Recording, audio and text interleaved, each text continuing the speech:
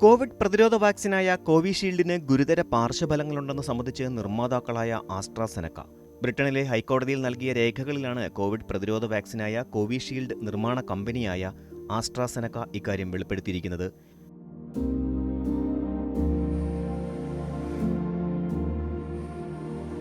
Covishield സ്വീകരിച്ചവരിൽ രക്തം കട്ടപിടിക്കാനും പ്ലേറ്റ്ലെറ്റിന്റെ എണ്ണം കുറയാനും സാധ്യതയുണ്ടെന്ന് കമ്പനി വ്യക്തമാക്കുന്നു. 2021 ഏപ്രിലിൽ ജെയ്മി സ്കോട്ട് എന്നയാളാണ് കേസിന് തുടക്കമിട്ടത്. താൻ വാക്സിൻ സ്വീകരിച്ചെന്നും പിന്നാലെ രക്തം കട്ടപിടിച്ചെന്നും മസ്തിഷ്കാഘാതമുണ്ടായെന്നും പരാതിക്കാരനായ ജെയ്മി സ്കോട്ട് ആരോപിച്ചിരുന്നു. ജോലി ചെയ്യാൻ തനിക്ക് സാധിച്ചില്ലെന്നും താൻ മരിക്കാൻ പോവുകയാണെന്ന് ആശുപത്രി അധികൃതർ 3 തവണ തന്റെ ഭാര്യയോട് പറഞ്ഞിട്ടുണ്ടെന്നും ജെയ്മി വ്യക്തമാക്കുന്നു.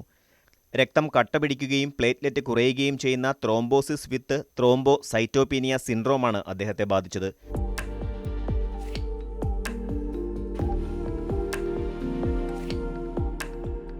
അതേസമയം ആസ്ട്രാസെനക്ക ഈ ആരോപണങ്ങളെല്ലാം അന്ന് നിഷേധിച്ചിരുന്നു. എന്നാൽ അപൂർവം സന്ദർഭങ്ങളിൽ കോവിഷീൽഡ് TTSനും ഇടയാക്കുമെന്ന് ഇപ്പോൾ ബ്രിട്ടനിലെ ഹൈക്കോടതിയിൽ നൽകിയ രേഖകളിൽ ആസ്ട്രാസെനക്ക സമ്മതിച്ചു. കോവിഷീൽഡ് വാക്സിൻ സ്വീകരിച്ചവരിൽ രക്തം കട്ടപിടിക്കുന്നത് പോലുള്ള പാർശ്വഫലങ്ങൾ ഉണ്ടാകുമെന്ന മുൻ റിപ്പോർട്ടുകൾ ശരിവെക്കുന്നതാണ് കമ്പനിയുടെ സത്യവാങ്മൂലം. വാക്സിൻ എടുത്തവരിൽ രക്തം കട്ടപിടിക്കുകയും പ്ലേറ്റ്ലെറ്റ് കുറയുകയും ചെയ്യുന്ന സ്ഥിതിയുണ്ടാകുമെന്ന് നേരത്തെ റിപ്പോർട്ടുകൾ പുറത്തുവന്നിരുന്നു.